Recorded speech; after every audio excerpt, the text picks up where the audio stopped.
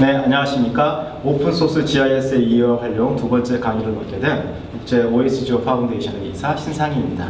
자, 이번 강의에서는 주로 오픈소스 GIS의 국내 적용 사례에 대해서 말씀을 드리도록 하겠습니다.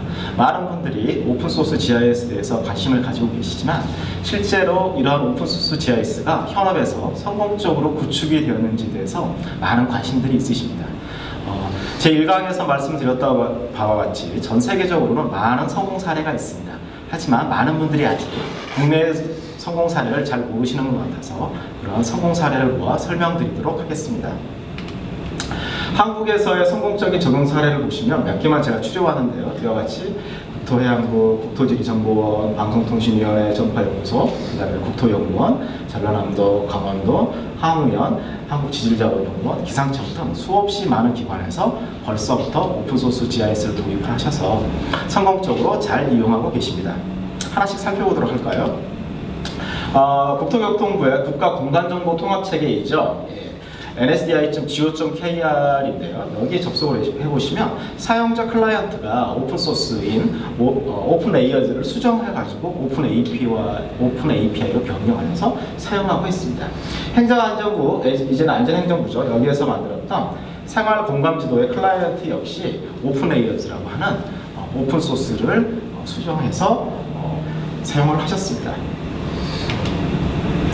우리나라의 이제 공간 정보를 생산, 관리, 그다음에 제공하시는 국가기구이죠. 국토지리정보원입니다.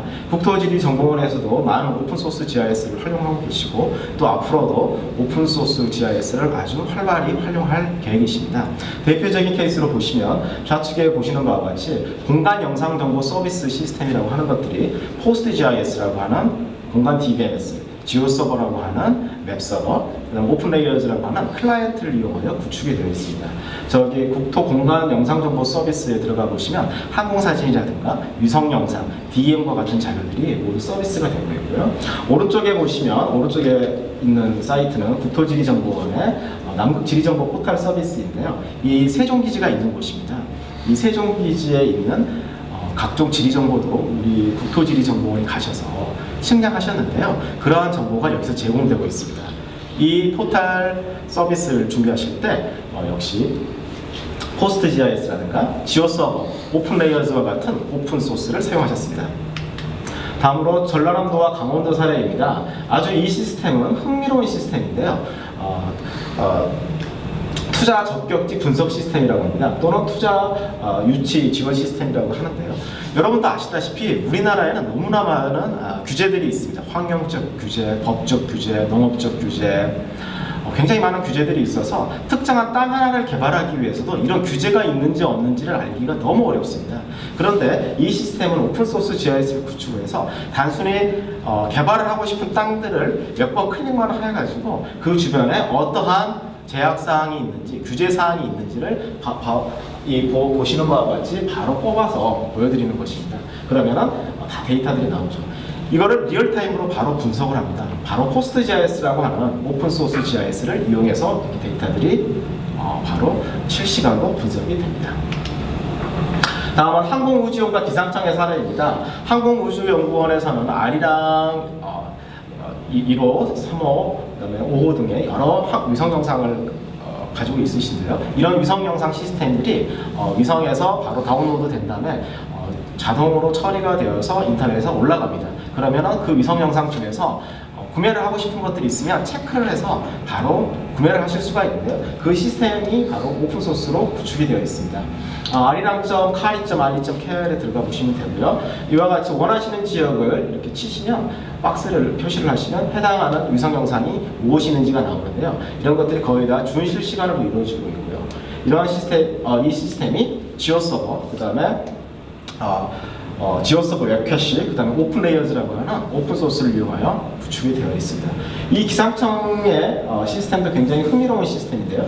기상청에서는 굉장히 많은 기상 측정 자료들이 들어옵니다. 위성도 들어오고요. 그 다음에 라이다 데이터도 들어오고요. 그 다음에 풍향, 풍속, 온도, 습도 이런 것들이 굉장히 쏟아져 들어옵니다. 실시간으로 쏟아져 들어오죠. 우리가 일반적으로 다루고 있는 GIS와 다르게 굉장히 동적인 자료들이 쏟아져 들어옵니다. 이렇게 동적으로 들어오는 데이터들을 처리를 해서 실시간으로 이렇게 웹상에서 표시를 해주는 것이 바로 이 시스템인데요. 지도 기반 날씨 서비스 시스템입니다. 이 시스템을 통해서 예보관님들이 여러 기상 요소들을 분석을 하시고 예보를 하시게 됩니다. 이것 또한 오픈소스로 구축이 되어 있습니다. 자, 여러분들 설날이라든가 추석 때 고향을 가시게 되면 항상 두통거리가 교통체증이시죠? 그럴 때마다 여러분들이 쓰시는 앱이 있습니다. 국가교통정보센터에서 나와 있는 통합교통정보 앱인데요. 그 앱이 바로 오픈소스로 구현되어 있다는 사실은 많은 분들이 잘 모르십니다. 명절 기간 동안 10만 뷰, 시간당 10만 뷰의 서비스를 제공을 해야 되고요.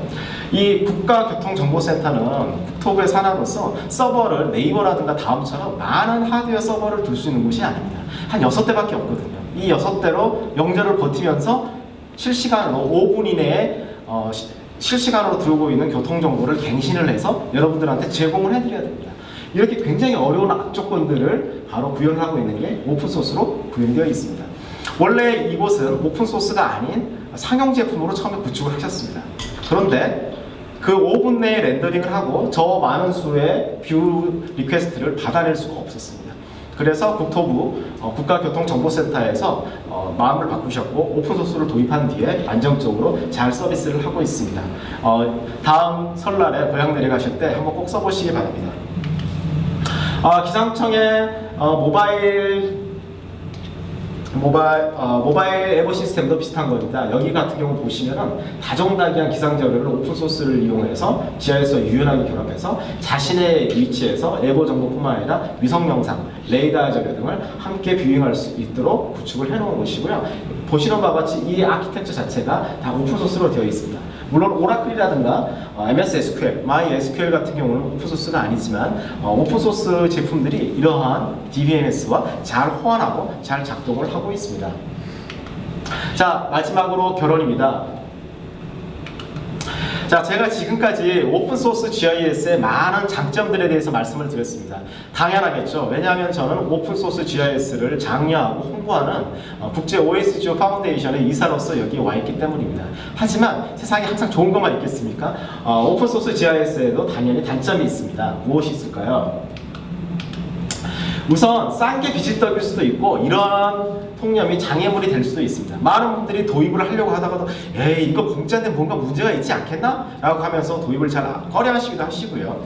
두 번째로 오픈소스는 많은 장점에도 불구하고 아직까지는 개발자에 의한 개발자의 소프트웨어인 경우가 많습니다. 즉 아직까지는 최종 사용자에게 그렇게 친절하지가 않습니다.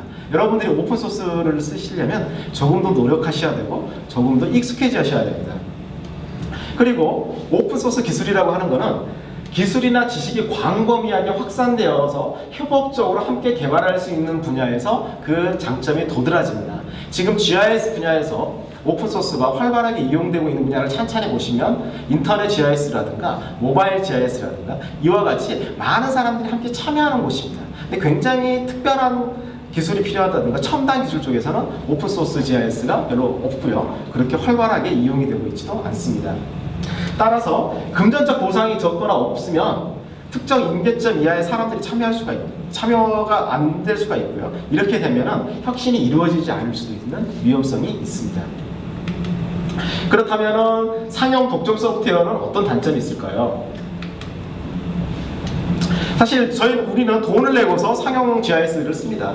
이 금전적 보상 때문에 많은 분들이 좋은 GIS 소프트웨어를 만들죠. 하지만 금전적 보상이 최고의 혁신의 동기이지만 고객에게는 최고의 고민거리이기도 합니다. 제가 아까 말씀을 드렸었죠. 1인당 100만원짜리 GIS 소프트웨어를 4,000명 여러분들께 다 구매를 시켜드리려면 40억이 필요합니다. 이 40억이라는 돈은 GIS 소프트웨어를 만든 회사에게는 축복이 되겠지만 여러분에게는 커다란 부담이 되겠죠. 그리고 상용 GIS 회사들은 고객 요구를 항상 만족시키려고 노력하지만 항상 만족되는 게 아닙니다. 돈을 벌려면 필요 없는 기능도 개발을 해서 업그레이드를 계속 시켜주셔야죠.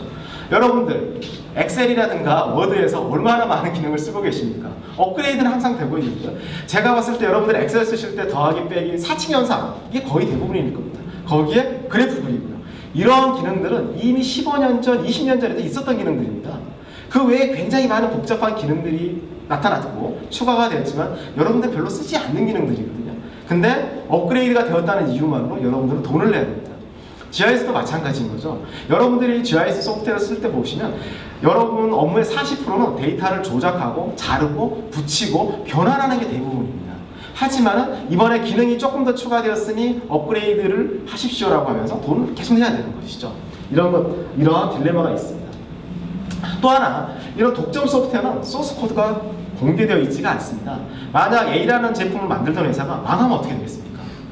더 이상 여러분들은 기술적 지원도 받을 수가 없고 그 소스 코드를 열어볼 수도 없습니다. 이런 위험들이 항상 상존한다는 것이죠. 오픈소스 같은 경우는 커뮤니티가 없어지더라도 소스 코드는 인터넷에 있기 때문에 그걸 다시 가져다가 쓸 수가 있는 거죠.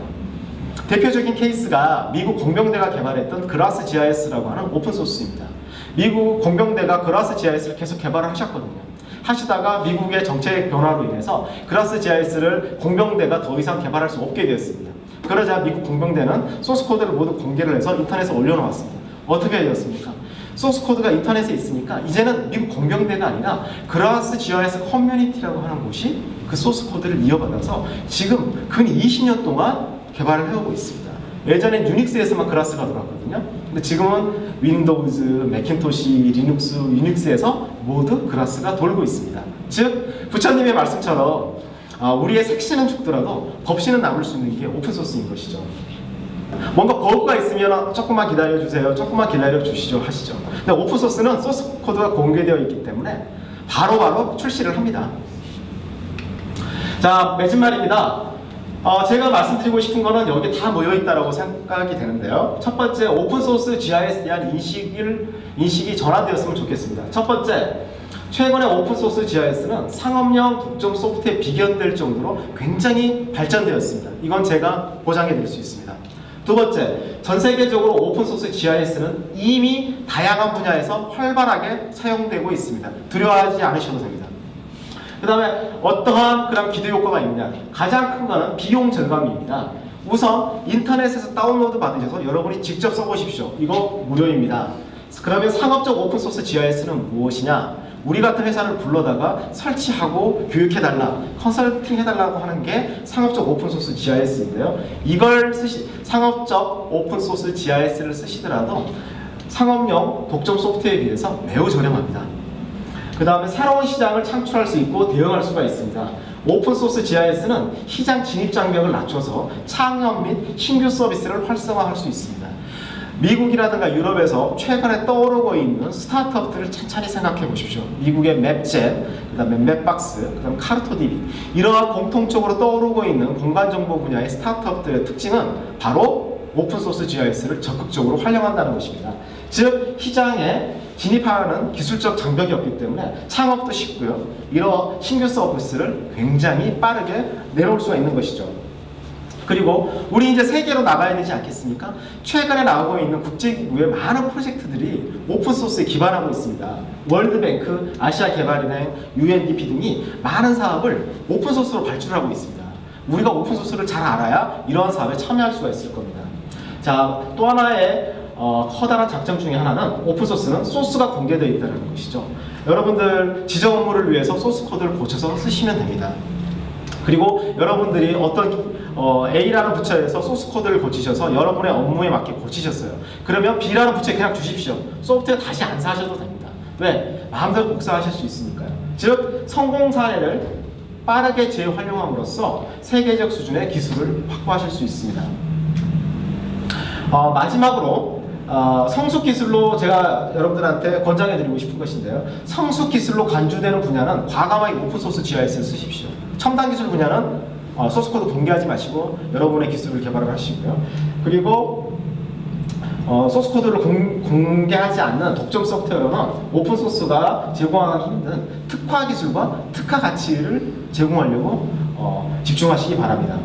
그리고 오픈소스와 독점 소프트웨어에 대한 이분법적인 구분, 이게 좋고 이게 나쁘다가 아니라 하이브리드 방식으로 잘 쓰시기 바랍니다. 즉 필요할 때는 오픈소스를 잘 쓰시고 이게 필요한 경우에는 상업용 소프트웨어를 가져다가 쓰십시오. 하이브리드 방식으로 잘 쓰시는 게 아주 현명한 사용 방법입니다.